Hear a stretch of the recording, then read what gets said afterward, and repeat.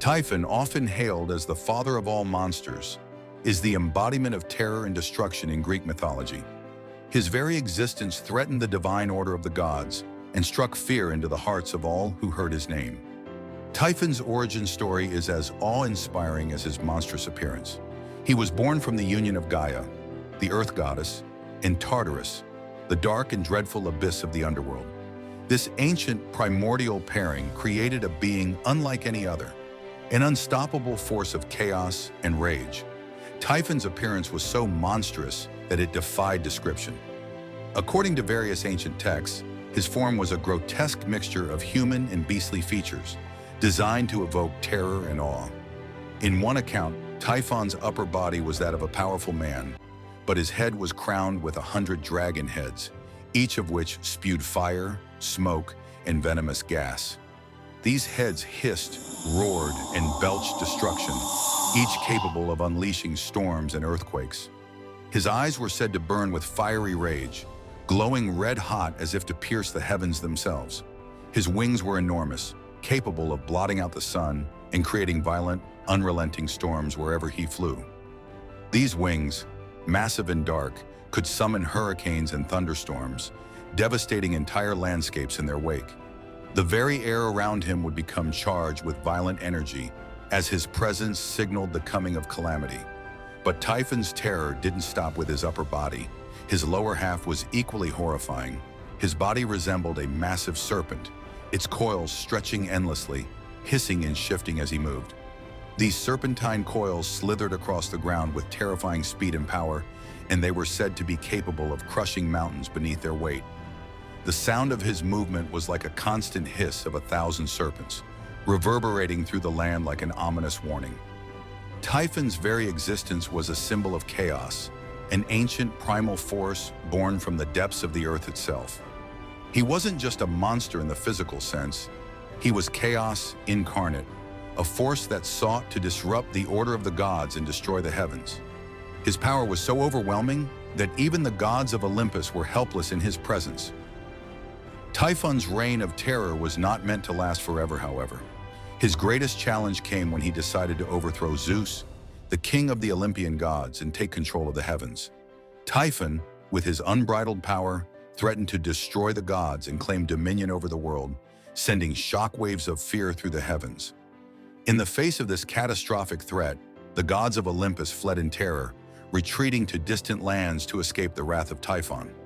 The only god to stand against him was Zeus, the god of thunder and king of the Olympians. Knowing that it would take all of his strength to defeat such a terrifying force, Zeus engaged in a battle with Typhon that would shape the future of the universe itself. The battle between Zeus and Typhon was cataclysmic, shaking the foundations of the world.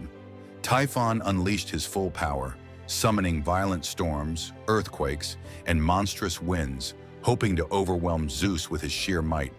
He hurled massive boulders and fireballs, while his 100 dragon heads emitted poisonous gas and fire.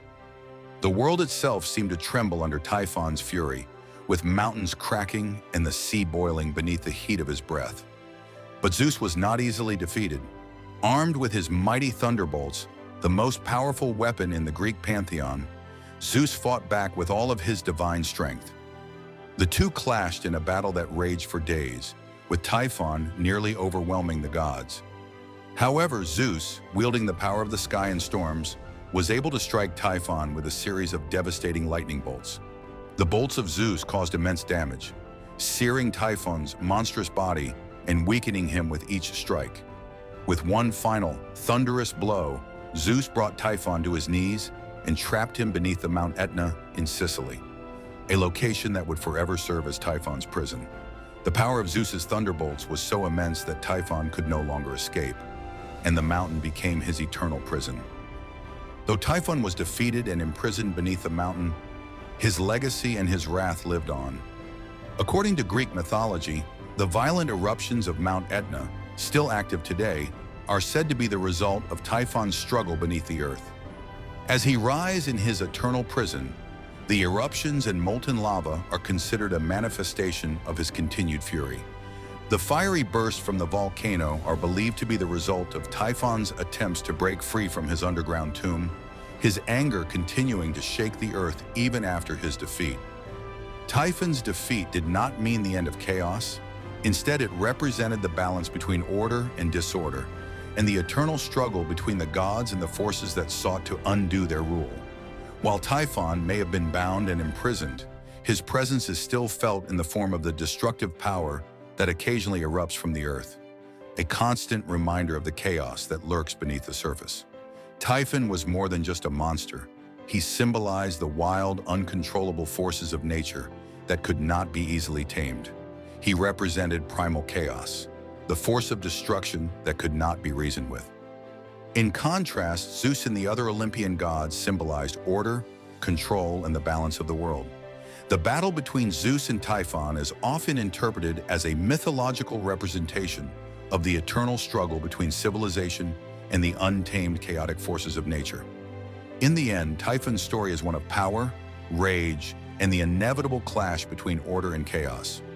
Though he was imprisoned beneath the earth, his presence and his legacy live on in the stories of the ancient world, reminding us of the constant battle between the forces of creation and destruction that shape the world we know.